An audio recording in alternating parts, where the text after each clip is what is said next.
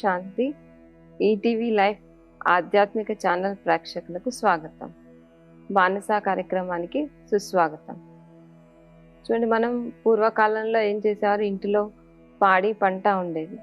వాళ్ళు ఏం చేసేవారు, మజ్జిగ చిలికి వెన్న తీసేవారు. అంటే మజ్జిగలో వెన్న ఉంటుంది, దాన్ని చిలికితే బయటకు వస్తుంది. అలానే మనం కూడా, భగవంతుడు ఎవరు, జ్ఞానసాగరుడు కదా. ఆ జ్ఞానసాగరుడి జ్ఞానాన్ని మన ఆలోచనలనే కవ్వంతో చిలికితే మన జీవితంలో కూడా ఏంటి, వెన్న అంటే నిజమైన అంటే పరమానందం, పరమ సుఖం, శాంతి, ప్రేమ అన్నీ పొందగలుగుతాం. మరి ఆ జ్ఞానసాగరుడి జ్ఞానాన్ని మన ఆలోచననే కవ్వంతో ఎలా చిలకాలి?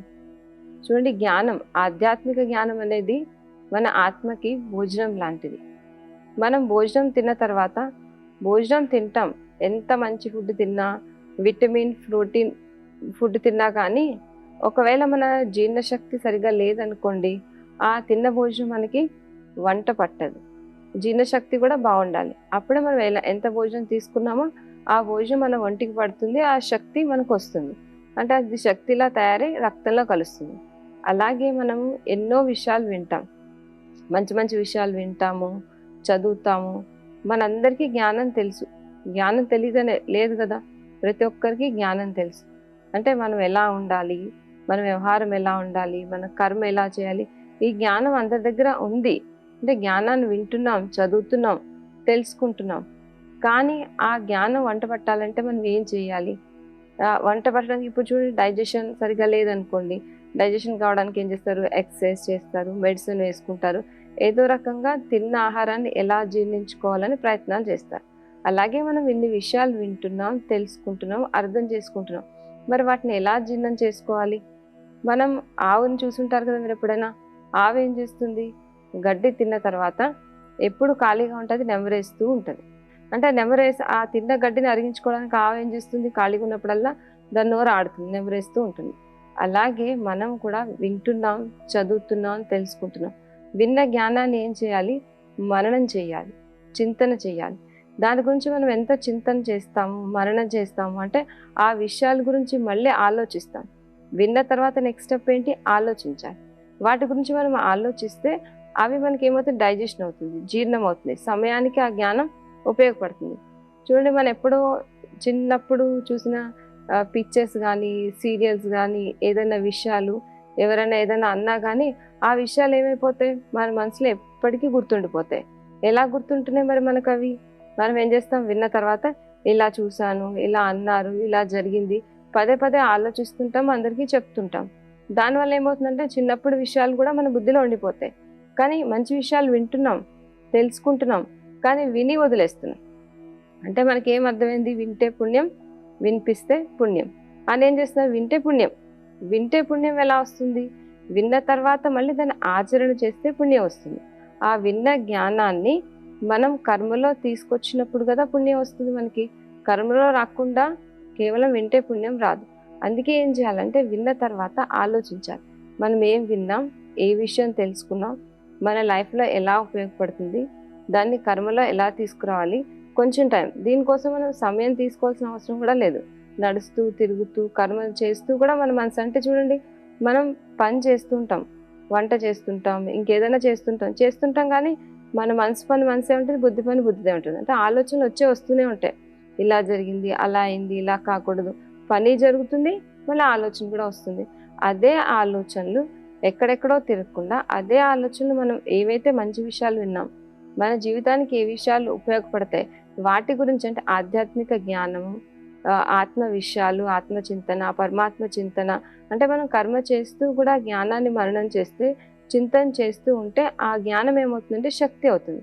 ఆ శక్తి మళ్ళీ మనం ఏదైనా పరిస్థితి వచ్చినప్పుడు, సమస్య వచ్చినప్పుడు ఆ శక్తి కర్మలో వచ్చి మనకి యూజ్ అవుతుంది.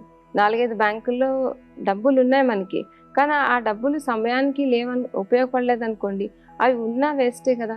అలాగే మనకు కూడా ఎన్నో విషయాలు తెలుసు. చూడు, కోపం చేయకూడదని తెలుసు, దొంగతనం చేయకూడదని తెలుసు, అబద్ధం చెప్పకూడదని తెలుసు. అంటే విషయాలు మనకి తెలుసు, కానీ తెలిసిన విషయాలు కర్మలో రావాలంటే మనం వాటి గురించి కొంచెం టైం తీసుకుని ఆలోచించాలి.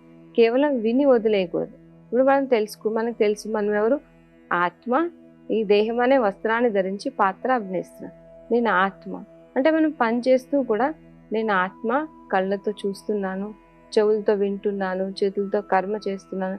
నేను ఆత్మ యజమానిని, ఈ కర్మేంద్రియాలతో కర్మ చేస్తున్నాను అంటే విన్నాం మనం. నేను ఆత్మ అనే విషయం విన్నాం. మళ్ళీ దాని గురించి మనం ఏం చేయాలంటే వర్క్ చేయాలి. ఇప్పుడు పిల్లలు ఏం చేస్తారు, స్కూల్లో చదువుకుంటారు, టీచర్ పాఠాలు చెప్తారు, కానీ ఇంటికి వచ్చిన తర్వాత హోంవర్క్ చేస్తారు. అంటే దాని గురించి మళ్ళీ ఆ సమ్స్ కానీ ఏదైతే విన్నారో దాన్ని మళ్ళీ ప్రాక్టీస్ చేస్తారు, చదువుకుంటారు, చదువుకునే ఎగ్జామ్స్కి ప్రిపేర్ అవుతారు. అలాగే మనం కూడా విషయాలు విన్న తర్వాత వాటి గురించి కొంచెం లోతుల్లో వెళ్ళాలి. చూడండి, ఒక వ్యక్తి ఒక చెట్టు కింద కూర్చున్నాడంట. చెట్టు కింద కూర్చుంటే ఆయన అలా కూర్చుండగా ఆ చెట్టు పైనుంచి ఒక యాపిల్ పండు కింద పడిందంట. కింద పడితే ఆయన దృష్టి దాని మీద వెళ్ళింది. అప్పుడు ఆయనకు ఆలోచన వదిలింది, ఎందుకు ఈ యాపిల్ కిందే పడింది, పైకి ఎందుకు వెళ్ళలేదు, కింద పడడానికి కారణం ఏంటి అంటే ఆయన చూసి వదిలేయలేదు, దాని గురించి లోతుగా ఆలోచించాడు. ఆలోచించి అప్పుడు ఆయన ఏం చేశాడు, ఒక సిద్ధాంతం కనిపెట్టాడు. అదేంటి, గురుత్వాకర్షణ సిద్ధాంతం, ఐజాక్ న్యూటన్. అంటే ఆయన ఏం చేశాడు, ఏదైనా విషయం మనం లోతుల్లో వెళ్తే ఎన్నో విషయాలు తెలుసుకోగలుగుతాం, గ్రహించగలుగుతాం, ప్రపంచానికి అందించగలుగుతాం. అలాగే సైంటిస్టులు కానీ ఎవరైనా కానీ వాళ్ళు ఏం చేస్తారు, ఏ విషయాలైనా లోతుగా ఆలోచిస్తారు. ఇది ఎలా, ఏం జరుగుతుంది, ఏమవుతుంది, అలా ఆలోచించి ఏం చేస్తారు, మంచి మంచి విషయాలను కనిపెట్టి ప్రపంచానికి అందించారు. అలాగే మనం కూడా కేవలం వినడమే కాదు, మనం ఎవరు, ఆత్మ. మరి ఆత్మలో గుణాలేంటి అంటే ఏదన్నా మనం ఆత్మ అనుకుంటే దానికి సంబంధించి చాలా విషయాలు, ఆత్మలో ఏం గుణాలు ఉన్నాయి, ఆత్మలో ఏం శక్తులు ఉన్నాయి, మనం ఎవరు, ఆత్మ ఎలా ఈ శరీరం ద్వారా కర్మ చేస్తుంది, అలా చాలా టాపిక్స్ ఉంటాయి. మనం వాటి గురించి మననం చేస్తూ చింతన చేస్తూ లోతుగా వెళ్తూ ఉంటే ఎన్నో ప్రాప్తులు మనం పొందగలుగుతాం. మనం ఎవరు, ఆత్మ.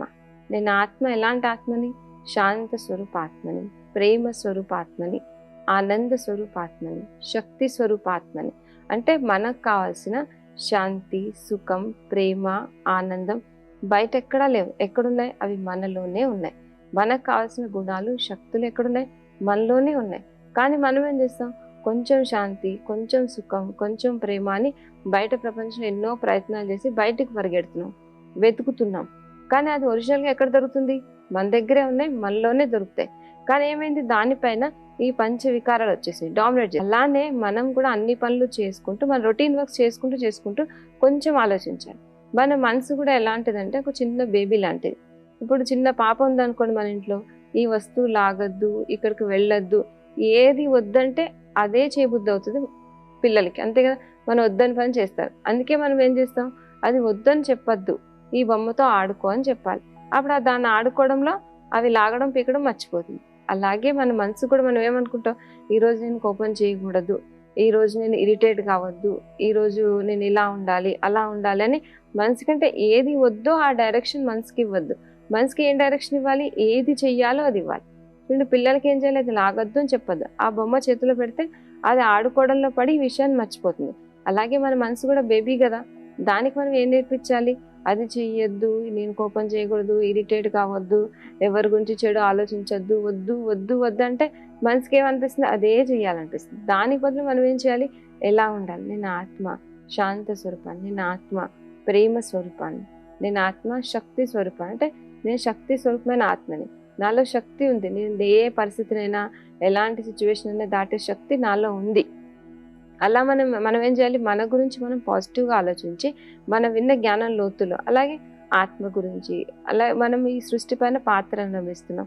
మన చుట్టూ ఎన్నో రకాల పాత్రలు ఉంటాయి, రకరకాల పాత్రలు ఉన్నాయి కదా. ప్రతి ఒక్కరు ఎలా ఉన్నారంటే, ఇప్పుడు రావణాసుడు జైల్లో అంటే పంచ వికారాలన్నీ జైల్లో చిక్కుకున్నారు.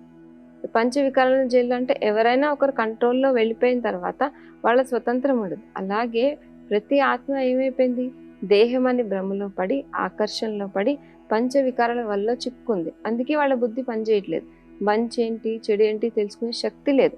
అలాంటి వాళ్ళ పట్ల మనం వీళ్ళెందుకు ఇలా చేశారు, వాళ్ళెందుకు అలా చేశారు అనడం కంటే, ఆత్మ ఏమైంది, తన్ని తాను మర్చిపోయి వికారాల వల్ల పడి అలా చేస్తుంది కదా, వాళ్ళ బుద్ధి సరిగ్గా పనిచేయాలి, వాళ్ళు కూడా మంచి మార్గంలో ఉండాలి అని ఒక శుభభావన పెట్టుకోవాలి. అలా జ్ఞానం వినాలి, జ్ఞానం వినడంతో పాటు ఏం చేయాలి, మననం దాని గురించి ఆలోచించాలి, దాని లోతుల్లో వెళ్ళాలి. ఒక్కొక్క సబ్జెక్ట్ అంటే జ్ఞానంలో ప్రతి సమస్యకి సమాధానం ఉంటుంది. మనం ఆధ్యాత్మిక జ్ఞానాన్ని అర్థం చేసుకుని మన గురించి మన పరమాత్మ గురించి తెలుసుకుంటే, పరమాత్మతో మన బుద్ధి కనెక్ట్ చేయగలిగితే, పరమాత్మ చెప్పే విషయాలు అంటే భగవంతుడు చెప్పే విషయాల్లో మన జీవితంలో రొటీన్ లైఫ్లో వచ్చే ఏ సమస్యకైనా సమాధానం ఉంటుంది. ఏది జరిగినా మంచే జరిగింది, జరిగిపోయింది మంచిదే, ఇప్పుడు జరుగుతుంది మంచిదే, జరగబోయేది మంచిదే. అంటే మనం ఇప్పుడు పిల్లలు చూడండి, ఎగ్జామ్ రాయాలంటే 1 మంత్ డేట్ చెప్తారు, ఈ డేట్లో ఎగ్జామ్ అంటే వాళ్ళు ఏం చేస్తారు, ఎగ్జామ్ రోజే ప్రిపేర్ గారు, ఎగ్జామ్ ముందు నుంచి ప్రిపేర్ అవుతారు. 1 ఇయర్ చదువుకుని చదువుకుని చదువుకుని లాస్ట్లో ఫైనల్ ఎగ్జామ్స్ రాస్తారు. అప్పటికప్పుడు వాళ్ళు బుక్స్ పట్టుకుని చదివితే ఎలా మార్క్స్ వస్తాయి? రావు కదా, ముందు నుంచి ప్రిపరేషన్ ఉండాలి కదా. అలాగే మనం కూడా ఏదో పరిస్థితి వచ్చినప్పుడు, సమస్య వచ్చినప్పుడు మనకు తెలుసు శాంతంగా ఉండాలని, పరిస్థితి వచ్చింది మన ముందు, అనుకుంటాం నువ్వు శాంతంగా ఉండాలి, కానీ ఉండలేం. ఎందుకంటే అప్పటికప్పుడు ఏది రాదు.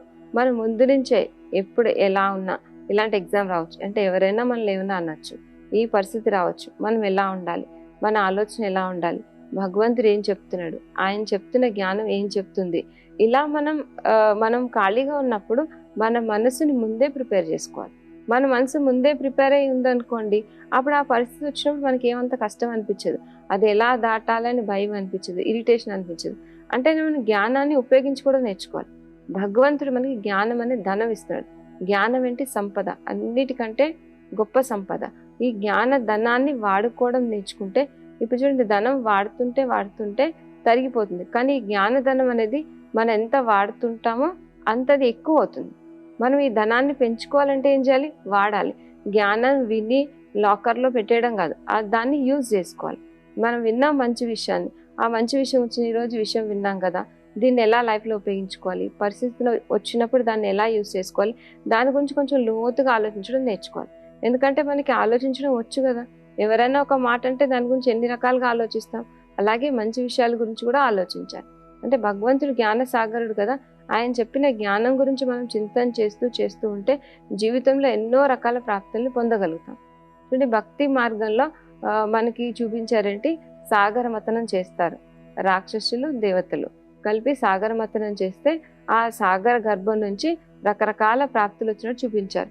ఫస్ట్ విషం వస్తుంది, తర్వాత గుర్రము, కామధేనువు, కల్పవృక్షం, లక్ష్మీదేవి, అమృతం, ఇలా రకరకాల ప్రాప్తులు వచ్చాయి, వాళ్ళు పంచుకున్నారని చూపించారు. అంటే ఏంటి, భగవంతుడు జ్ఞానసాగరుడు కదా, ఆ సాగరుడు దగ్గర ఎన్నో ప్రాప్తులు ఉన్నాయి, ఎన్నో ఉన్నాయి, శక్తులు ఉన్నాయి, గుణాలు ఉన్నాయి. మరి ఆ సాగరులు లోతుల్లో వెళ్ళాలి. మనం ఆ లోతుల్లో వెళ్ళాలంటే మనం ఏం చేయాలి, ఆయన చెప్పిన జ్ఞానం గురించి చింతన చేయాలి, ఆలోచించాలి, వెళ్ళగలిగితే. ఇప్పుడు జ్ఞానం వింటే ఏమనిపిస్తుంది, బాగుంది అనిపిస్తుంది. సముద్రం ఒడ్డుకి వెళ్ళామనుకోండి, చల్లగా ఎలా అనిపిస్తుంది, చాలా బాగుంది అనిపిస్తుంది.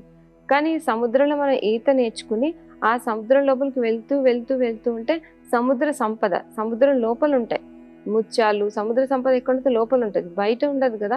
అలాగే మనం జ్ఞానం వింటే ఏమనిపిస్తుంది, విన్న కొంచెం సేపు ఎలా అనిపిస్తుంది, చాలా బాగుంది, నాకు సంతోషంగా అనిపిస్తుంది, మనసు సెట్ అయ్యింది అని అనిపిస్తుంది. కానీ మనం ప్రాక్టీస్ చేయకపోతే, లోతుల్లో వెళ్ళకపోతే ఆ సంపద మన చేతికి ఎలా వస్తుంది?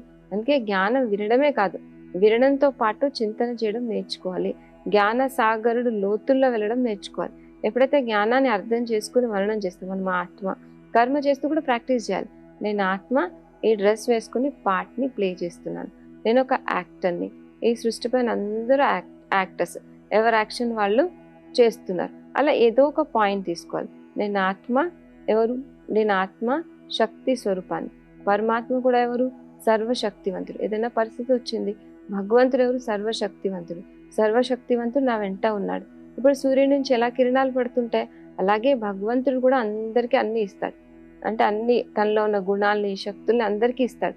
కానీ అందరూ రిసీవ్ చేసుకోరు, కొంతమందే రిసీవ్ చేసుకోగలుగుతారు. మన బుద్ధి ఆయనతో కనెక్ట్ అయితే ఆయన నుంచి మనం వాటిని రిసీవ్ చేసుకోగలుగుతాం. అందుకే మనం ఏదో ఒక పాయింట్, మనం 10 పాయింట్ల గురించి ఆలోచించలేకపోవచ్చు, 10 అంటే మనం విన్నదంతా గుర్తుండకపోవచ్చు, కానీ విన్న దాంట్లో ఒక్క పాయింట్ తీసుకోవాలి. ఆ ఒక్క పాయింట్ తీసుకుని దాని లోతుల్లో వెళ్ళడం నేర్చుకోవాలి, ఎంజాయ్ చేయడం నేర్చుకోవాలి. ఎప్పుడైతే జ్ఞానాన్ని మననం చేస్తూ ఉంటామో, లోతుల్లో వెళ్తామో. చూడండి సాగర మతనం చేసినప్పుడు ఫస్ట్ ఏమొచ్చింది, విషం వచ్చింది. విషం అంటే ఏంటి, మనలో ఉన్న పంచవికారణ విషం, చెడు, నెగిటివ్. మనం మంచి ఆలోచించాలని అనుకుంటాం, కానీ దాని మంచి మన లోపల ఆల్రెడీ నెగిటివ్ ఉంది కదా, ఆ నెగిటివ్ థాట్స్ వస్తాయి. మళ్ళీ ఫస్ట్ ఈ నెగిటివ్ థాట్స్ వస్తాయి, టెన్షన్ రావచ్చు, రకరకాల ఆలోచనలు రావచ్చు, ఆలోచనల తుఫాన్ రావచ్చు, విషం. ఈ పంచ వికారాలనే విషయాన్ని ఎవరికి ఇచ్చేయాలి? మనం పరమాత్మకి అర్పించాలి. ఆయన ఒక్కడే దీన్ని స్వీకరించగలుగుతాడు. అప్పుడు ఆ విషయాన్ని ఆయనకి ఇవ్వగలిగితే, మనలో ఉన్న చెడుని ఆయనకి ఇవ్వగలిగితే, అప్పుడు మనం ఇంకా ప్రాప్తులు పొందడం నేర్చుకో. నా మనసులో ఏం జరుగుతుంది, నేను ఏం ఆలోచిస్తున్నాను, ఎంతవరకు రైట్, నేను ఆలోచిస్తుంది రైటా రాంగా, అవసరమా కాదా, అలా మనం మన మనసు మీద కొంచెం శ్రద్ధ పెట్టి మన ఆలోచనల్ని ఫిల్టర్ చేసుకోవాలి. చూడండి, ఒక్కసారి మనం డీప్లో వెళ్ళిన తర్వాత బయటికి రాలేం. రూట్ రాంగ్ అని తెలిస్తే ఏం చేయాలి? మనం వెంటనే సరి చేసుకోవాలి. అలానే మన ఆలోచనలు మనం గమనించుకోగలిగితే మనం మార్చుకోగలుగుతాం. మార్చుకోగలిగినప్పుడు తొందరగా మన మైండ్ సెట్ చేసుకోగలుగుతాం. అప్పుడు మన మనసు ఎవరి చేతుల్లో ఉంటుంది? మన చేతుల్లో ఉంటుంది. మనం అలానే ఫ్రీగా వదిలిపెట్టామనుకోండి, మనసు అది ఎక్కడెక్కడో పరిగెడుతుంది. పనికొచ్చేవి, పనికి రానివి, మన విషయాలే కాదు, మనం ఏం చేయలేని విషయాలు కూడా ఉంటాయి.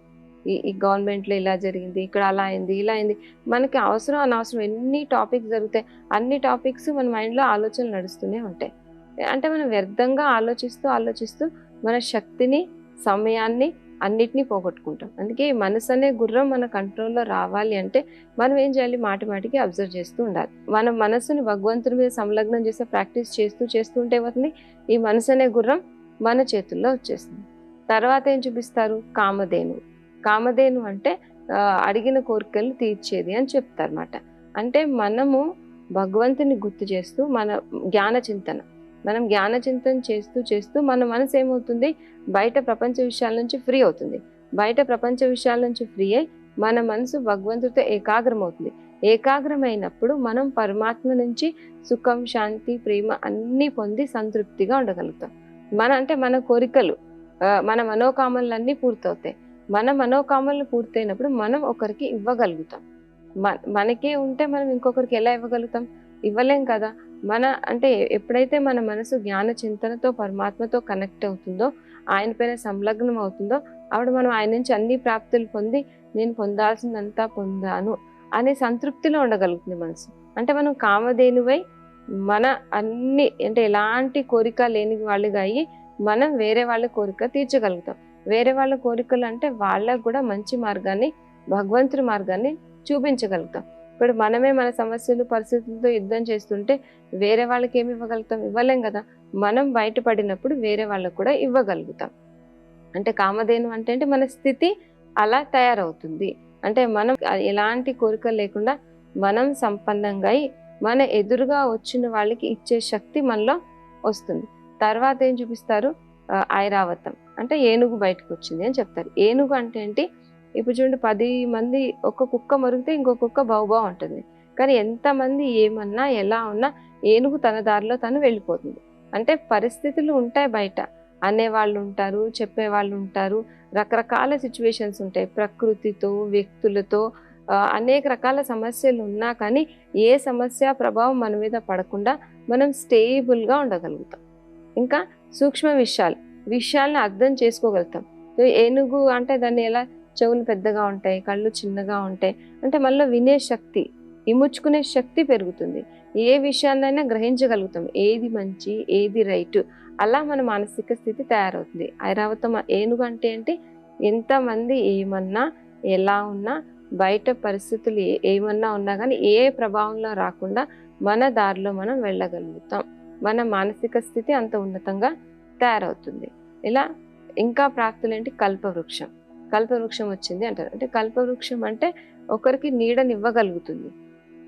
మనము మన దాంట్లో మనం ఉండి మన బుద్ధి పరమాత్మతో ఉంటే మనం వేరే వాళ్ళకు కూడా దారి చూపించగలుగుతాం, సహయోగం ఇవ్వగలుగుతాం, స్నేహం ఇవ్వగలుగుతాం, నీడనివ్వగలుగుతాం. మన దగ్గరకు వచ్చిన వాళ్ళు సేద తీరుతారు. ఇప్పుడు ఎండలో వెళ్తున్న వాళ్ళకి ఒక చెట్టు కనపడింది అనుకోండి, అక్కడ కూర్చున్న వాళ్ళకి ఎలా అనిపిస్తుంది? కొంచెం అమ్మయ్య అనిపిస్తుంది. అలాగే ఈ ప్రపంచంలో అందరు ఎలా ఉన్నారు? ఎండ అంటే సమస్యలు, పరిస్థితులు, అలజడిలో చిక్కుకున్న వాళ్ళకి మన దగ్గరికి రాగానే శాంతంగా అనిపిస్తుంది, ప్రశాంతంగా, సుఖంగా, వాళ్ళ బరువు దించుకున్న ఫీలింగ్ కలుగుతుంది. మనం కల్పవృక్షంలా ఉండి అందరికీ నీడనిచ్చే వాళ్ళలాగా ఉండగలుగుతాం. ఇంకా ఏం చెప్తారు? ఇలా సాగరమతనం చేసినప్పుడు లక్ష్మీదేవి వచ్చింది అని చెప్తారు. లక్ష్మీదేవి అంటే లక్షణాలు, మనలో మంచి లక్షణాలు. దైవీ గుణాలు, దైవీ లక్షణాలు వస్తాయి. ఇప్పుడు చూడండి, మనిషి రూపం మనిషి రూపమే, కానీ గుణాలు ఎలా ఉన్నాయి? రాక్షస గుణాలు. అంటే రాక్షస గుణాలు అంటే ఆయన స్పెషల్గా ఉంటారా? ఎవరన్నా చూడండి, సమయానికి వచ్చి హెల్ప్ చేస్తే ఉంటారు, దేవతలా వచ్చాడు అంటారు. విసిగిస్తే రాక్షసుల్లా ఉండంటే గుణాలు. అంటే మళ్ళీ అవగుణాలు పోయి మంచి గుణాల ధారణ జరుగుతుంది. అంటే మనం అందరికీ దాత, ఇచ్చే వాళ్ళుగా తయారవుతాం. మళ్ళీ దైవీ గుణాలు వచ్చి మనమే దేవతల్లా తయారవుతాం. లక్ష్మి అంటే లక్షణాలు, అన్ని గుణాలు, శక్తులు అన్నిటితో మనం సంపన్నంగా తయారు కాగలుగుతాం. ఇంకా లాస్ట్కి ఏమొచ్చిందని చెప్తారు? అమృతం వచ్చింది అని చెప్తారు. అమృతం అంటే ఏంటి? భగవంతుడి స్మృతిలో, భగవంతుడి చింతనలో, అంటే ఆయన పైన మన మనసు సంలగ్నం అవ్వాలంటే ఆయన చెప్పిన జ్ఞానం, ఆయన జ్ఞానాన్ని మనం మననం చేస్తూ మన మనసు ఈ ప్రపంచ విషయాల నుంచి ఫ్రీ అయి ఆయన పైన సంలగ్నమైనప్పుడు అమృతం అంటే పరమానందాన్ని అనుభవం చేసుకోగలుగుతాం, అతీంద్రియ సుఖాన్ని అనుభవం చేసుకోగలుగుతాం. అంటే అతీంద్రియ సుఖం అంటే ఇంద్రియాలతో కూడిన సుఖం కాదు, ఏదో వస్తువులుంటే, వ్యక్తులుంటే. ఇప్పుడు చూడండి, నాకు ఒక 1,00,000 రూపాయల లాటరీ వచ్చిందని ఎవరైనా చెప్తే చాలా సంతోషం అనిపిస్తుంది. లేదు మీ పేరు కాదు వేరే పేరు మీద వచ్చిందంటే మళ్ళీ మనకు బాధ అనిపిస్తుంది. అంటే వస్తువులు, వ్యక్తులతో వచ్చిన సుఖం, సంతోషం వాటితోనే వస్తుంది, వాటితోనే వెళ్ళిపోతుంది. కానీ పరమాత్మ నుంచి మనకు దొరికే సుఖం ఏంటి? అతీంద్రియ సుఖం, అంటే ఇంద్రియాలకి అతీతమైన సుఖం. ఈ ఆనందాన్ని ఎవరు పొందలేరు. పరమానందం, ఏది ఉన్నా ఏది లేకపోయినా, ఎలాంటి పరిస్థితి ఉన్నా నిజమైన ఆనందాన్ని మనం పొందగలుగుతాం. ఇదే అమృతం. మనం ప్రపంచ విషయాల గురించి, అనవసరమైన విషయాల గురించి మననం చేస్తే దుఃఖం బయటకు వస్తుంది. కానీ భగవంతుడు చెప్పిన జ్ఞాన విషయాల గురించి మననం చేస్తే, ఆధ్యాత్మిక జ్ఞానాన్ని విని అర్థం చేసుకుని మనం ఎంత ఆ విషయాల లోతుల్లో వెళ్తామో, చింతన చేస్తామో, అంత మన జీవితంలో పరమానందాన్ని, పరమసుఖాన్ని పొందగలుగుతాం. అప్పుడు ఇలాంటి ప్రపంచంలో, ఈ నరకంలో ఉంటూ కూడా దీని ప్రభావంలో రాకుండా మనం మన స్థితిలో స్థిరంగా ఉండగలుగుతాం. ఇప్పుడు మనం ఈ ఆధ్యాత్మిక జ్ఞానం యొక్క లోతుల్లో వెళ్తే ఎన్ని ప్రాప్తులు దొరుకుతాయి అంటే మన స్థితి ఎంత బాగా తయారవుతుంది. మనం పరమానందం, పరమశాంతి, పరమ సుఖం అనే అమృతాన్ని పొందగలుగుతాం, అమృతాన్ని ఆస్వాదించగలుగుతాం. అమృతం అంటే ఏదో వస్తువు అని కాదు, అంటే అలా పేరు పెట్టారు. మనకు కలిగే ఆనందానికి, మనకు కలిగే పరమశాంతి, పరమ సుఖానికి ఏం పేరు పెట్టారు? అమృతం అని పేరు పెట్టారు. ఆ అమృతాన్ని పొంది జీవితంలో సుఖంగా, శాంతిగా ఉండగలుగుతాం. మళ్ళీ నెక్స్ట్ ఎపిసోడ్లో ఇంకొన్ని అంశాలతో మళ్ళీ కలుసుకుందాం. అంతవరకు సెలవు, నమస్కారం.